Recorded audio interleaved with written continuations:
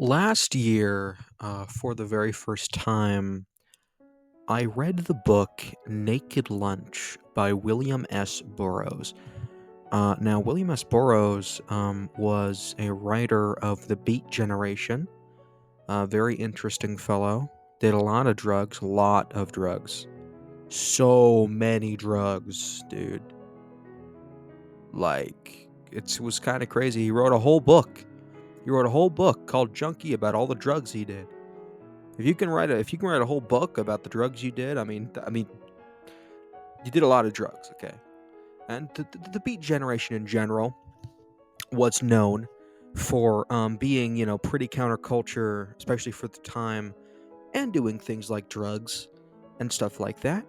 And it was kind of a whole movement. I mean, and a lot of writers came out of it, like Jack Kerouac, and Allen Ginsberg, and others as well. And it was definitely a interesting time and an interesting group of people. Um, but you see, I had heard of Naked Lunch, um, and I knew absolutely nothing about it. I knew it had been made into a movie adaptation by David Cronenberg. I'm pretty sure it was. I'm not sure. I don't think it was Lynch. It was not Lynch. It was Cronenberg. Cronenberg. Um, and I heard it was like pretty interesting, and like it was put on a lot of lists of like, oh, fucking weird, gross books that are weird and gross. And like, I like weird and gross things. So, one day I was buying some books just for myself to read, and I saw it there, and I was like, okay, I'll buy myself Naked Lunch. Um, and I read the premise, and it was very vague, very vague. And I had no idea, like, this premise, it's so vague. I mean, like, what the fuck? Usually they go in more detail. What the fuck is this book about? Um, so I was like, okay, let's, get the book, and it'll be the first one that I read. And when all my books got there, the very first one that I got, that I picked up to read, and I brought it to school with me. I do believe I brought it to school with me that day, was Naked Lunch. And I read through the first page, and to say I was confused is an understatement. I didn't know what the fuck was going on. I didn't know what anything I just read meant. I didn't know if it even meant anything. I didn't know if this was a continuation of something else. Did I buy the wrong book? I mean, what the fuck is this? Did I actually not skip the introduction? I mean, what the hell is going on here? Well, let me actually go get the book so I can read you the introduction. Just give me a second. Okay, I have it here. Let me just open it up for you. Let's read the first page, just in case you aren't familiar with it. Let's show you what I've been dealing what I was dealing with here. I can feel the heat closing in. Feel them out there making their moves, sitting up their devil doll stool pigeons, crooning over my spoon and dropper I throw away at Washington Square Station. Vault the turnstile and 2 flights down the iron stairs, catch an uptown A train. Young, good-looking, crew-cut Ivy League advertising exec-type fruit holds the door back for me. I'm evidently his idea of a character. You know the type. Comes on with bartenders and cab drivers, talking about the right hooks and the Dodgers. Calls the counterman Anetics by his first name. A real asshole. And right on time, this narcotics dick in a white trench coat. Imagine tailing somebody in a white trench coat, trying to pass as a F word, I guess, for homosexuals. That word. Hit the platform. I can hear the way he would say it, holding my outfit in his left hand, right hand on his piece. I think you dropped something, fella, but the subway's moving. So long, Flatfoot, I yell, giving the fruit his B production. I look into the fruit's eyes, take in the white teeth, the Florida tan, the $200 sharkskin suit, the button-down Brooks Brothers shirt, and carrying the news as a prop. Only thing I read is Little Abner. A square wants to come on hip, talks about pod, and smokes it now and then, and keeps some around to offer the fast Hollywood types. I mean, I had to read it a couple times to even get anything, and even now I don't really know what the hell's going on. Uh, totally. Um, he can feel the cops coming. Um, he throws away his heroin things that he used to use to do heroin. And he catches a train, and a gay guy or something, or and the narcotics side comes along and tries to get him, and trying to pretend to be a homosexual or something, and then like he runs away from him, not wanting to get caught, and then something about I don't know. I don't know. I don't know what it means. I don't know what any of that means, really, even now. And I've read this book in full. I've read this chapter multiple times. And I was sitting in class, and I was like, what the fuck does this mean? And so I went and I looked up what the fuck is going on in Naked Lunch. And when I looked at reviews and people explaining, I started to get it. This is not a novel. Not really. I mean, there is technically a discernible story that you can get out of this. It's basically about a guy called William Lee, I believe. He arrives in the city of Interzone, and it's all fucking crazy there, and he meets Dr. Ben Way, and there's all kinds of crazy shit going on, and there's lots of weird violence and sex stuff and lots of drugs. Lots and lots of drugs, and there's mugwump creature things with penises that spew out the strange liquid that I think makes you hallucinate or something. I don't know. It's been a while since I've read the book in full. And I had no idea what the fuck was going on.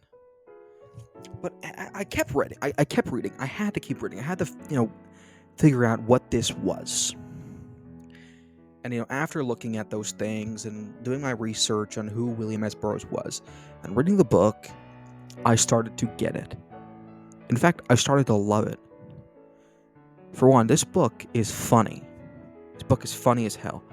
And this book is absolute nonsense. Absolute nonsense. And I think that's what makes it good, in my opinion. And I found myself realizing just how much value you can find in absolute nonsense. You're looking at these vague ideas like the city of Interzone and the mugwumps and all these things and these strange, Islam Inc. and the political parties like the liquefactionists who want to turn people into like big hive mind liquid people, and all of these. It's almost like a collection of ideas. And I read through and I did my research, and I bought his original his first book, Junkie, and I read through that, and then I read back through this again, and I started to understand it more. And this book has been it was hard to read, it was hard to understand. I don't even understand it now. I have a vague idea of what the plot is, but and some of the characters and what they're about. But that's pretty much it. I do not understand the book. Yeah, I understand some of it. So it's very crazy. But all of these disconnected ideas that are in this book have been so inspirational to me in my own writing and my own stories. I mean, I have on another YouTube channel, I have made animations, a little series set in a city called Interzone, and it's just like been extremely inspirational to me in a lot of ways. And if I had never sifted through that absolute nonsense that this book is, I would have never gotten that. And that's not to say that the book itself doesn't have any merit, because there's a lot of chapters in here that are actually really well written, and it's like almost poetry in a way. It's great. I fucking love this book, dude. And there's a reason why it's been so influential to so many people. You know, it really is. You know, I sound like a fucking pretentious dickhole, and maybe I am, but that's just how I feel. Okay, I'm not trying to lie to you to sound cool. Okay, you think it's cool to like this book? No. Whenever I tell people this is one of my favorite books, they look at me like I'm weird. Like, what the fuck is a naked lunch? And then I can't explain to them. Okay, I don't know what a naked lunch is, dude. I just like it. Like this chapter here, Lazarus go home. Lazarus go home. Fumbling through faded tape at the pickup frontier, a languid gray area of hiatus miasmic with yawns and gaping goof holes, Lee found out that the young junkie standing there in his room at 10 a.m. was back from 2 months skin diving on Corsica and off the junk. Here to show off his new body, Lee decided with a shudder of morning junk sickness. He knew that he was seeing, yes, Miguel, thank you, 3 months back, sitting in the Metropole nodded out over a stale yellow eclair that would poison a cat 2 hours later. Decided that the effort involved in seeing Miguel at all at 10 a.m. was enough without the intolerable chore of correcting an error. What is this, a fucking farm? Which would also entail a current picture of Miguel in much used areas like some great inconvenient beast of an object on the top of the suitcase. You look marvelous, Lee said, wiping away the more obvious signs of distaste with a sloppy casual napkin, seeing the gray ooze of junk in Miguel's face, studying patterns of shabbiness as if men in clothes had moved for years through back alleys of time with never a space station to tidy up. Besides, by the time I could correct the error, Lazarus go home, pay the man and go home. What I want to see your old borrowed meat for. Well, it's great to see you off. Do yourself a favor. Miguel was swimming around in the room, spearing fish with his hand. Like, this doesn't make any sense. Like, I really can't, like, fucking go down here. Oh, thanks, that was great. Well, oh, thanks, that was great. Miguel's pants fell to his knees. He stood there in a misshapen overcoat of flesh that turned from brown to green and then colorless in the morning light, fell off and globs onto the floor. Like, it's just nothing. It's complete nonsense. But it's worth your time. I really do think that especially if this is your kind of thing, it's worth your time. And if this is your kind of thing, you've already read this book already. Okay, that's just how it is. I know you've already read this book. But if you think this could be something that you're interested in, read this book. There is so much value to be found in absolute nonsense. There really is. I mean, when we can take these ideas, these disconnected ideas, and use them to inspire us to create things and to maybe take these ideas and put them into something more concrete, I mean, this is invaluable stuff. It's invaluable stuff. It really is. And I really do think that if you have not read this book, I do think it is a necessity for anyone who is any kind of interested in literature, especially this kind of literature. You need to read this fucking book. It's really good. It's really good, and I can't explain why. I really can't explain why it's so good, why it's so inspirational to me. I mean, there's fucking scenes of people's like shitting on each other and people like anal sex and weird. The world is ending while the big orgy's happening, and it's just so much shit in here, man. There's so much shit in here. There's so many interesting visuals and so many interesting ideas, and none of them are used to their fullest extent at all. None of them are explored or explained, but that's why they're so good. That's why they're so good, because you can do that.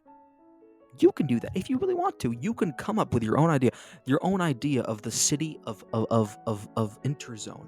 And I watched the movie adaptation, and they showed Interzone as being this sandy, kind of city. It looked like it would be in like Iraq or something like that, And I do believe the city of Interzone was based off of the international zone between somewhere, maybe I don't remember if it was Tijuana, something like that. I don't know. But my vision of Interzone was always this huge, almost gothic looking city, like New York, but it's just so dark and desolate, and there's needles lying everywhere, and everyone around is like ugly and just gross looking and fucking scary, and it's just like the amount of like, if you could really, this book will really get your imagination going if you let it. That's all I'm saying. I do think there's a lot of value to be found in absolute nonsense. Nothing gets people's imagination going more, I think, than absolute nonsense. At least for me. So, read Naked Lunch, embrace nonsense, embrace crazy shit, and thank you for listening.